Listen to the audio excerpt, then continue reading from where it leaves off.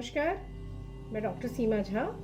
आइए हम बात करते हैं इस बार 15 से 21 मार्च के बीच क्या कुछ रहेगा हम सबकी कुंडलियों में, क्या भाग्य नए सिरे से हमें दिखाएगा। क्योंकि हम देख पा रहे हैं कि लास्ट 2 ट्रांजिट्स जो बड़े प्लैनेट्स के हैं उसका असर तो बेशक हमारी कुंडलियों पे आएगा ही आएगा, साथ ही चंद्रमा के मूव्स जिसके आधार पर मैं अपने प्रेडिक्शंस आपको देती हूँ।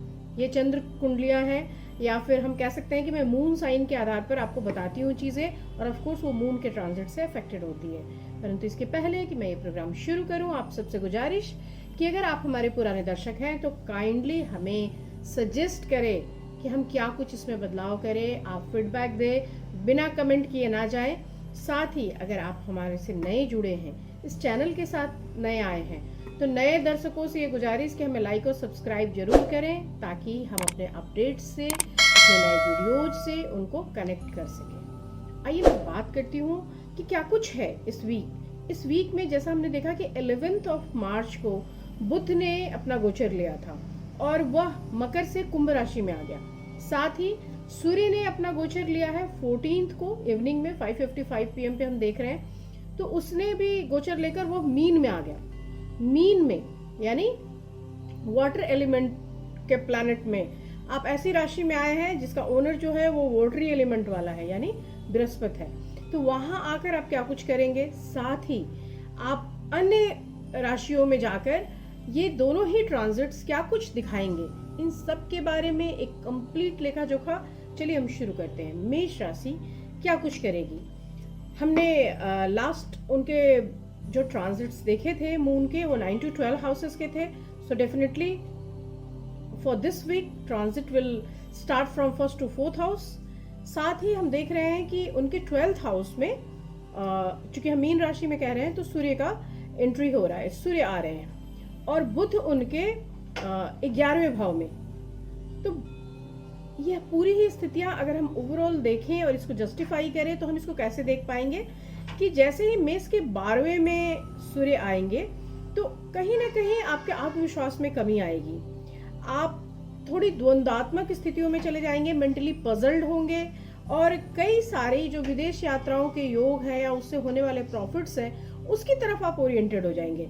यानी जो चीजें आप कर रहे हैं उससे इतर की चीजों में आपका दिमाग हो जाएगा। हालांकि यह जो समय होगा वो विरोधियों पर आप भारी पड़ेंगे।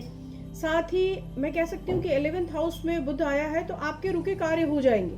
मतलब जो कुछ भी आप करने जा रहे हैं या बहुत पहले समय से वो रुका हुआ है तो वो हो जाएगा।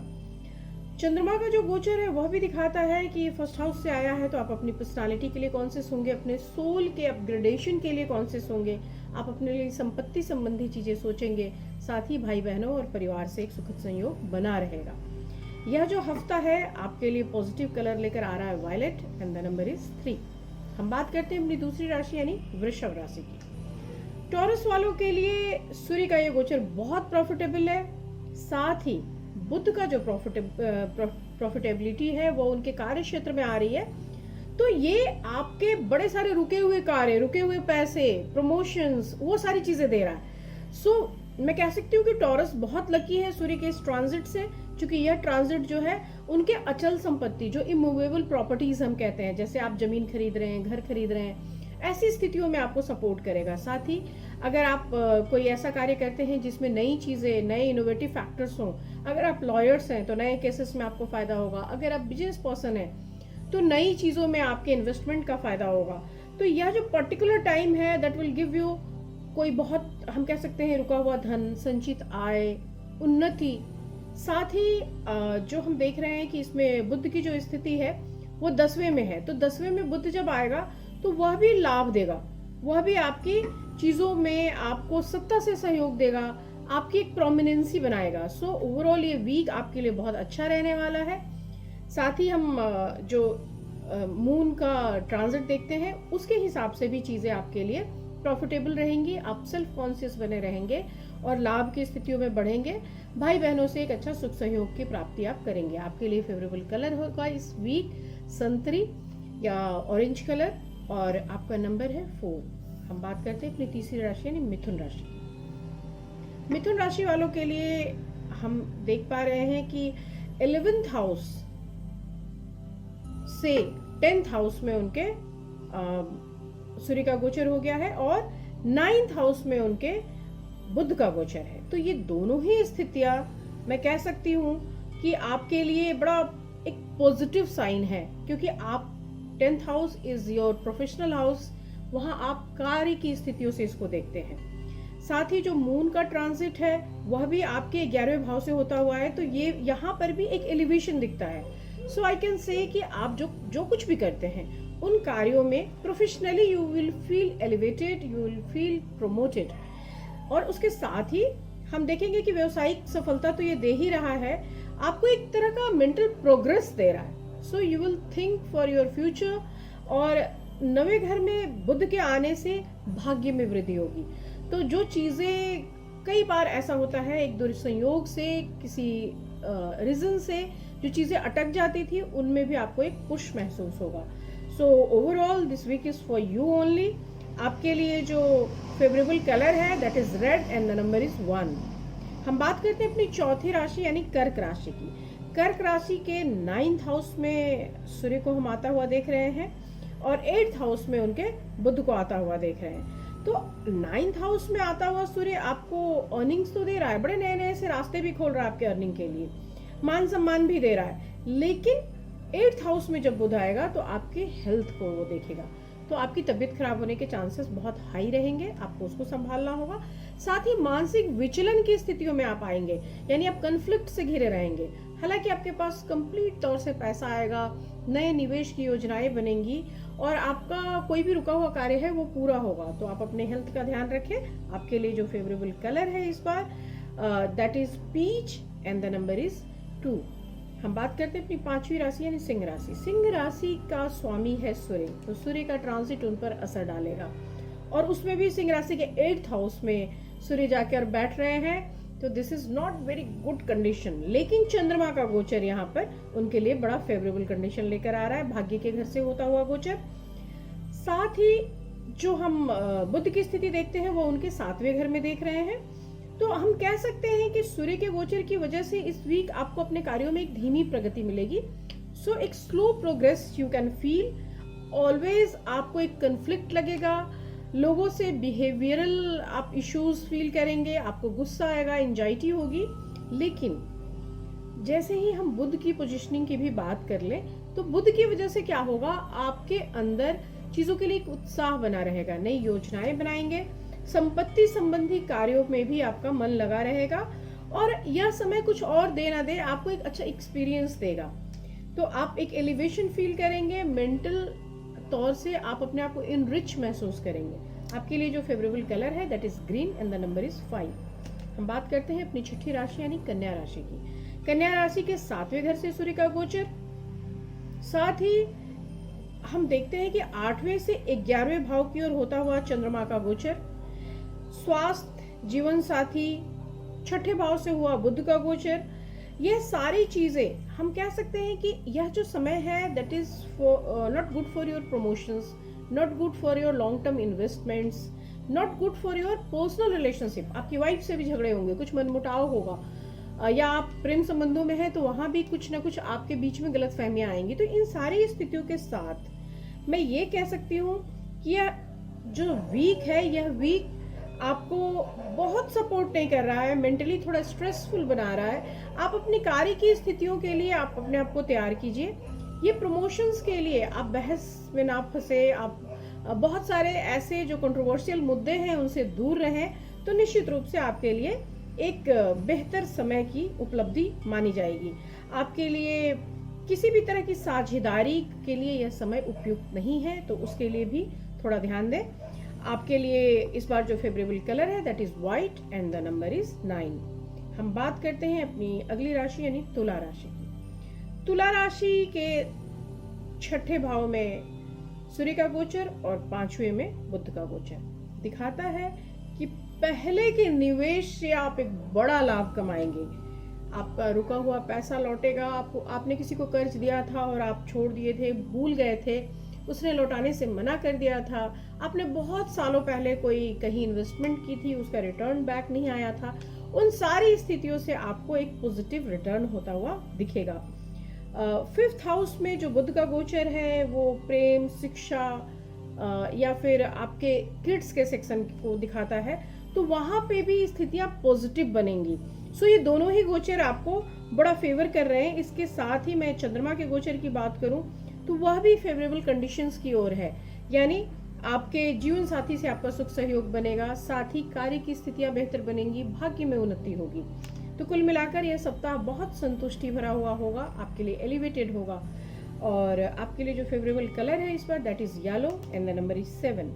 हम बात करते हैं अपनी 8वीं राशि यानी वृश्चिक राशि की। वृश्चिक राशि के 5वें भाव में सूर्य गोचर ले रहे हैं और चौथे में बुध का गोचर आ रहा है। तो हम देखते हैं कि वृश्चिक मंगल से शासित है और मंगल सूर्य के मित्र राशि है। तो ऐसे कंडीशन में वृश्चिक राशि वालों के लिए क्या कुछ यह लेकर आएगा। साथ ही हम अगर चंद्रमा के गोचर की बात करते हैं तो वहां भी हम फील करते हैं कि चीजें जो हो रही हैं वो कमोबेश उनके बच्चों के घर से, उनके खुद के घर से, मेंटल हाउसेस से टर्न होती हुई आ रही है। सो पेशेवर रूप से आप बहुत सफल होंगे। यहाँ मैं प्रोफेशनली आपके सक्सेस की बात कर रही हूँ क्योंकि वहां पे सूर्य आपको सपोर्ट कर रहा है और निश्चित रूप से आपका जो मेंटल पावर है वो इतना ज्यादा होगा कि जो भी विरोधी है वो आपसे हार मान लेंगे, वो मान लेंगे कि yes boss you are right. लेकिन यह जो पर्टिकुलर टाइम है, यह टाइम थोड़ा सा आपको अपनी पोजीशन से मूव करता हुआ भी दिखा रहा है। सो ट्रांसफर्स के एक योग है कि आपको बिल्कुल वहां से हटा दिया जाए, उस जगह को आपको छोड़ना पड़े।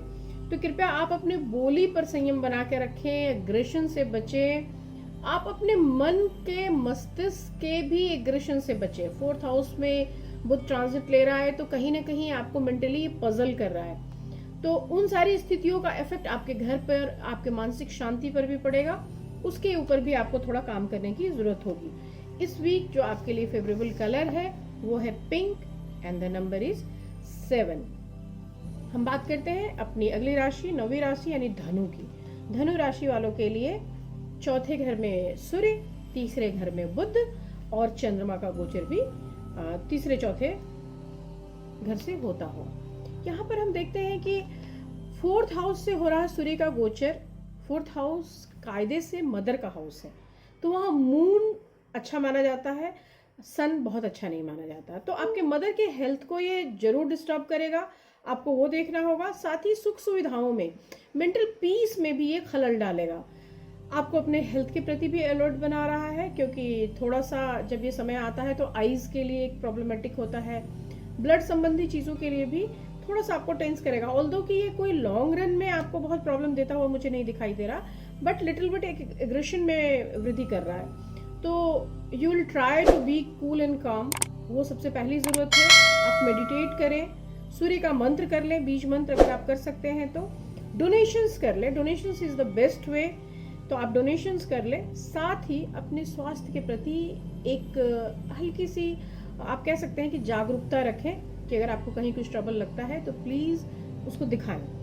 आपके लिए यह जो हफ्ता है, मैं ये नहीं कह रही कि आपके लिए कुछ निगेटिविटी लेकर आ रहा है, यह आपको ऑफ कोर्स आपकी बुद्धि में, आपके ऐश्वर्य में, आपके शौर्य में, आपकी कीर्ति में वृद्धि कर रहा है। भाई बहनों में, प्रयास में, साहस में एक सपोर्ट दे रहा है। आपके वेतन में भी कुछ हद तक मैं कह सकती हूँ कि वृद्धि करेगा, लेकिन आपके हेल्थ के प्रोस्पेक्ट से, आपके मेंटल कंडीशन और एग्रेशन के प्रोस्पेक्ट से this is not very good. आपके लिए जो फेवरेबल कलर है इस बार that is brown and the number is 6। मैं बात करती हूँ अपनी 10वीं राशि यानी मकर राशि की। मकर राशि के तीसरे घर में हो रहा सूर्य का गोचर और दूसरे घर में बुध का गोचर। साथ ही चंद्रमा का जो ट्रांजिट है इस बार वह इनके फेवरेबल हाउसेस की तरफ। तो मैं कह सकती हूँ कि यह जो पर्टिकुलर समय है ये प्रमोशंस के लिए है, ये प्रोग्रेशन के लिए है, ये एलिवेशन के लिए है। So this time is very good for you people. आप जो मकर राशि के जातक हैं उनके लिए यह समय काफी अच्छा होगा, यह वीक काफी अच्छा होगा। आपके सारे प्रयासों में आपको सफलता मिलेगी। आप किसी कंपटीशन के लिए जा रहे हैं, आपको नई नौकरी मिली है, आपको नया वेतन मिलेगा, आपको एलिवेटेड मिलेगी हर चीजें।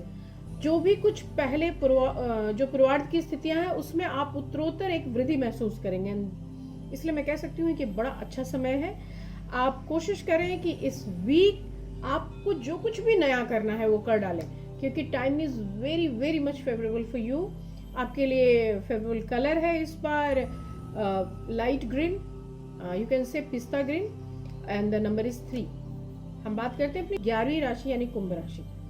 कुंभ राशि के दूसरे भाव में सूर्य का गोचर और पहले भाव में आ रहा है उनके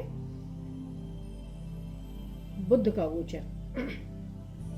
मैं अगर इस तरह से देखूं तो कह सकती हूँ दूसरे भाव में सूर्य का गोचर आपके परिवार, आपके धन, पैतृक संपत्ति, इन सारी चीजों पर नजर डालती है।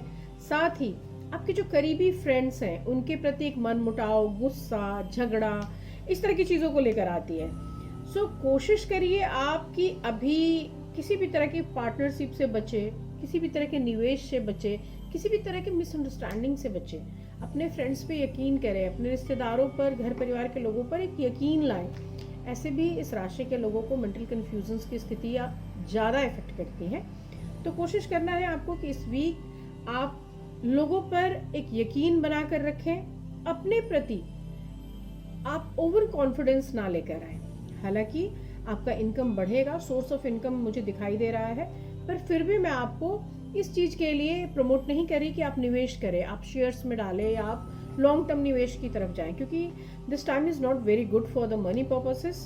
हाँ, आप पार्टनर से बिजनेस करते हैं तो प्लीज वहां भी आप कुछ और एक्स्ट्रा ना डालें, क्योंकि वहां से भी आपको कोई लाभ मिलने वाला नहीं है। आप जहाँ काम करते हैं वहाँ की स्थितियाँ ऑल्दो आपके लिए फेवरेबल है, फिर भी समहाउ आपके बिहेवियर की वजह से थोड़ा सा ऑब्स्टेकल्ड होंगी। हेल्थ का आपको बहुत ध्यान रखना होगा, क्योंकि सूर्य की स्थिति की वजह से आपका हेल्थ में deterioration, that is for sure. इसलिए आप कोशिश करें कि मेडिटेट करें, अपने हेल्थ पे पूरी तरह से प्रिकॉशन लें, खास तौर से अपने आईज के लिए और अपने माउथ के लिए या अपने स्पाइन के लिए आप कॉन्शियस रहें तो वो बेहतर होगा। हो सके तो आप विष्णु मंत्र का जाप करें, उससे भी आपको बहुत सारा एक रिलैक्समेंट फील करेंगे। आपके लिए जो फेवरेबल कलर है that is cream colour and the number is 7। हम बात करते हैं अपनी आखिरी राशि यानी मीन राशि की। मीन राशि में ही सूर्य का ट्रांजिट हुआ है, तो मीन राशि के पहले घर में और उनके 12वें घर में बुध। तो दिस टाइम इज, जैसे मैंने कहा कि ये वाटर एलिमेंट का प्लैनेट का घर है ना, तो यहाँ बृहस्पति इस राशि के स्वामी हैं। बृहस्पति जो है वो वाटरी प्लैनेट के रूप में जाने जाते हैं एस्ट्रोलॉजी में। तो पानी के साथ बिल्कुल हम कह सकते हैं कि फायर एलिमेंट और वाटर एलिमेंट का एक कॉम्बिनेशन आ रहा है। तो ऑफ कोर्स पानी और आग को हम एक साथ रख देंगे तो ये बहुत अच्छी स्थितियां नहीं है, तो मीन राशि वालों के लिए बहुत बेहतर समय नहीं है। हालांकि चंद्रमा का गोचर उनके फेवरेबल हाउसेस से होता हुआ, लेकिन बुध और सूर्य दोनों ही अपने गोचर से उनको बहुत ज़्यादा हेल्प करते हुए नहीं दिखाई दे रहे हैं। इसलिए अपने व्यक्तित्व के लिए, अपने हेल्थ के लिए, अपनी क्षमता और कौशल के लिए आपको बहुत ज़्यादा अलर्ट होने की ज़रूरत है। आपके वर्क प्लेस पे आपकी बदनामी हो सकती है, आपकी छवि खराब की जा सकती है। आपको अपने गुप्त शत्रुओं से भी सावधान होना होगा, क्योंकि हो सकता है वो किसी भी तरह आपकी बदनामी कर दे। तो ओवरऑल एक एवरेज तरीके से आप इस ट्रांजिट को ले सकते हैं अपने लिए, और हो सके तो आप भी डोनेशंस करें या मंत्रों का उच्चारण करें। तो इस तरह से अगर इस वीक के मैं कलर की बात करूं तो आपके लिए जो इस वीक फेवरेबल कलर है that is pale yellow I can say, and the number is 1। इन सब के साथ एक जो हम टिप ऑफ द वीक की बात करते हैं, तो टिप ऑफ द वीक में मैं बताऊंगी कि जैसे इन ट्रांजिट्स के समय जब हमारे लिए बहुत फेवरेबल नहीं है, जैसे मैंने अभी आपको दिखाया कि कन्या राशि में, धनु में या मीन में हम इसे बहुत फेवरेबल तरीके से नहीं देख पा रहे हैं, तो ऐसी राशि वालों को क्या करना चाहिए? या जब भी कोई ऐसा ग्रह ट्रांजिट ले रहा हो जो आपकी स्पेसिफिक कुंडलियों में बहुत अच्छे भाव में ना बैठा हो, तो उस वक्त आप क्या करें? तो एक बहुत बेहतर तरीका होता है कि आप चैंटिंग करें। मंत्रों के द्वारा या मेडिटेशन के द्वारा हम बहुत सारे इविल इफेक्ट से बच जाते हैं।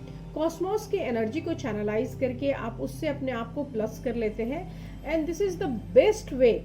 आप यकीन मानिए, this is the best way to overcome all the obstacles. आपको हर परेशानी से यह मुक्त करता है, इसलिए चैंटिंग की तरफ जरूर जाइए। मैं बार बार कहती हूँ कि आप बीज मंत्र है या एकाक्षरी मंत्र है, जो भी आपको सहूलियत लगती है, जिसमें भी आप कंफर्टेबल फील करते हैं, उन मंत्रों के साथ जाइए। मंत्रों का और कोई दूसरा तरीका नहीं है। एक दूसरी चीज, कि आप रत्नों का प्रयोग भी कर सकते हैं। जैसे ऐसे भी हम मानते हैं कि आपकी कुंडली के एक विशेष भाव में जो ग्रह है उसके अनुसार आप नग पहनते हैं, जो जेम्स पहनते हैं, तो वह भी एक थेरेपी का बेस्ट माध्यम है कि अगर आपने ओरिजिनल नेचुरल जेम्स पहने हैं तो उस पर्टिकुलर टाइम में, खास तौर से जब ट्रांजिट्स हो रहे हैं और वो निगेटिव ट्रांजिट्स हैं, तो वो पर्टिकुलर जेम आपको उसके लिए शील्ड की तरह हेल्प करता है।